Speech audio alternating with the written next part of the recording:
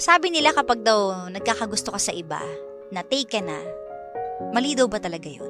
Ang masasabi ko dyan, yung feelings mo, yung naramdaman mo, there's nothing wrong with your feelings kung may gusto ka.